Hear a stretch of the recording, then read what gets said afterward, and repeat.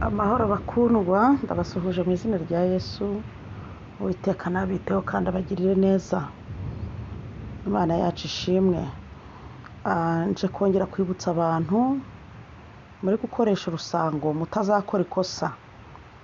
Mutazakora ikosa. Hari abantu muri gukora amakosa muri gukoresha iki kimera.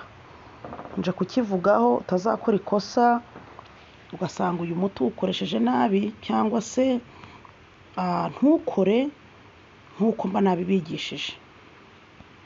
Hano hari abantu tuvuga umuti ugasanga bawukoresheje nabi, cyangwa ugakoresha uko wishakiye.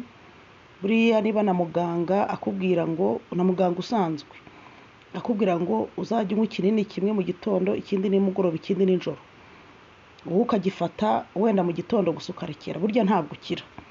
Ni byiza rero gukurikiza amabwiriza mba nabahaye mu kwibohoraho ibi bintu by'imyuka mibi. Rero abantu benshi mwagiye mukora ikosa mu gukoresha cya giti nabigishije, naberetse cy'urusango. Urusango ntabwo rwera hari ikindi giti mujya mwitiranya nacyo kigira amahwa, kimeze nk'umuko. Urusango ntabwo rwera ku muko. Igiti cy'urusango narakibigishije, naberetse ko gifite utubabi tugiye dusongoye tujya kumera nk'utw'amababi y'imyumbati. Niko igiti cyeraho urusango kimera, kandi ntabwo gipfa kumera ahantu hose. Kiba kiri mu amashyamba yo ngayo manini adakunda kugeramo abantu. Ntabwo igiti cyera urusango wakibona ku muhanda. Rero hari uburyo rukoreshwa, aribyo ngiye kuvuga muri iki kiganiro, nkanababwira umumaro w'urusango. Urusango rufite umumaro rufite akamaro kagera nko muri 4-5 gutyo. Karibu muri iki kiganiro rero. Abantu mutasobanukiwe, gusobanuza ni byiza, aho kugira ngo ukoreshe umuti nabi ntuzagire icyo ukumarira. Kandi ibi bintu Imana rero yaremye ngo tubikoreshe ahantu mugiye muherereye. Urusango rurahaba, ariko ntabwo cyera, ntabwo rwera kuri kiriya giti kindi mujya muvuga umuko. Umuko ntabwo ari wo wera urusango. Urusango ni kariya kabuto naberetse k'umutuku gafite ku kajisho h'umukara. Ziriya ni imbuto zera ku giti gisanzwe. Ni uko kaba kakomeye. Iyo kumye rero neza, nka kuno amashaza ashobora kuma akituritsa, cyangwa igishyimbo, nako niko kaba kameze. Umuntu utarakoze subscribe ikora atajya acikwa n'ibiganiro binyura hano. Urusango nababwiye ko ariko kabuto ukoresha witsirika abarozi. Nababwiye ko kwishyiraho ubwirinzi atari bibi. Tuvuka bagiye badukingira inkingo. Ababyeyi bo batwite barabizi, iyo babyaye ku mezi runaka uzakigize umwana urukingo rw'imbasa, mukingize urw'iseru, mukingize urunuru. Rero mu buryo bw'imyuka mibi nabwo hari ukuntu wikingira ibyo bintu.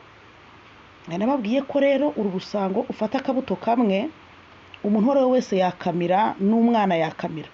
Kakabuto kuko kaba kanyuze mu muyoboro unyuramo ibiryo, muri appareil digestif. Hari abagira ngo kaguma mu mubiri. Ntabwo ikintu waba wakinyujije muri appareil digestif ngo ubure kucyituma. Uracyituma nka kwa kundi umwana ashobora kumira igishyimbo kikamanuka, noneho akacyituma nyuma. Rero hari abo bajya babeshya ngo rugumamo, ukazarwituma ngo wapfuye. Ni ukubeshya.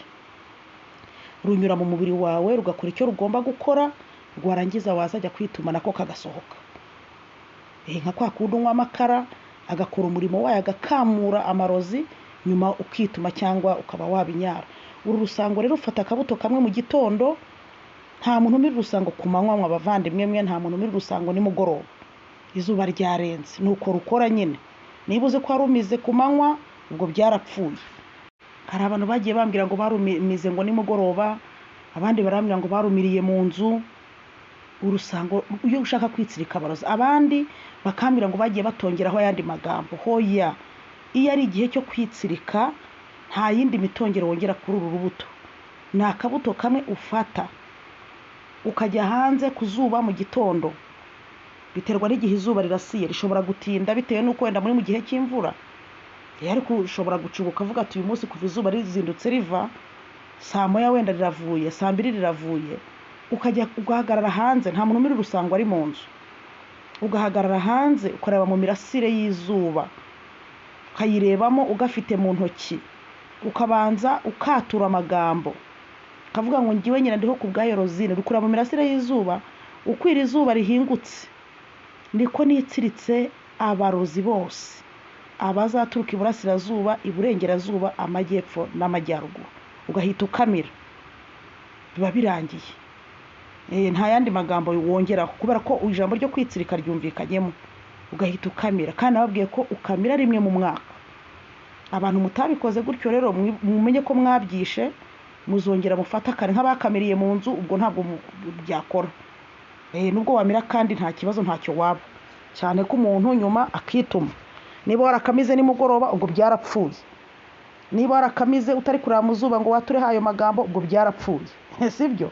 Byarapfuye. Mujye mukurikiza amabwiriza mba nabahaye, nibwo umuti uzajya ubagirira umumaro.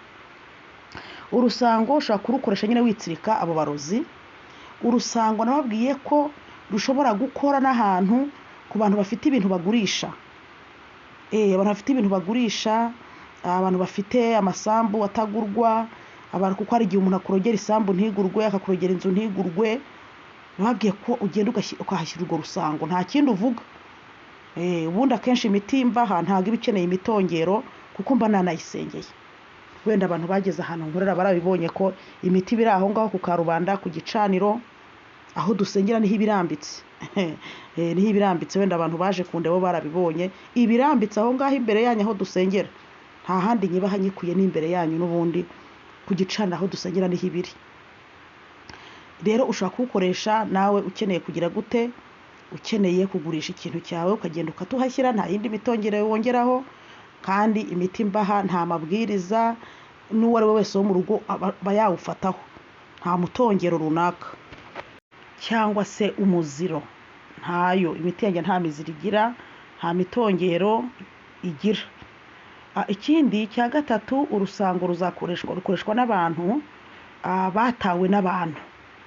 Nababwiye ko hari igihe umurozi akuroga akoresha amazi y'imvura, uko imvura igwa abantu bakiruka bagahunga. Ariko ni abantu baguhunga kugira wikureho uwo mwuka. Nababwiye ko ugomba kuba ufite urusango, nta kindi urutongeraho, nturugira gute, uba urufite gusa. Nk'uko uba utunze ibindi bintu, kugira ngo ya mwuka bagutongereho guhungwa n'abantu kuveho, kuko urusango nyine rutuma abantu bagusanga. Uru rusango rushobora gukoreshwa n'abantu bakora amabizinesi.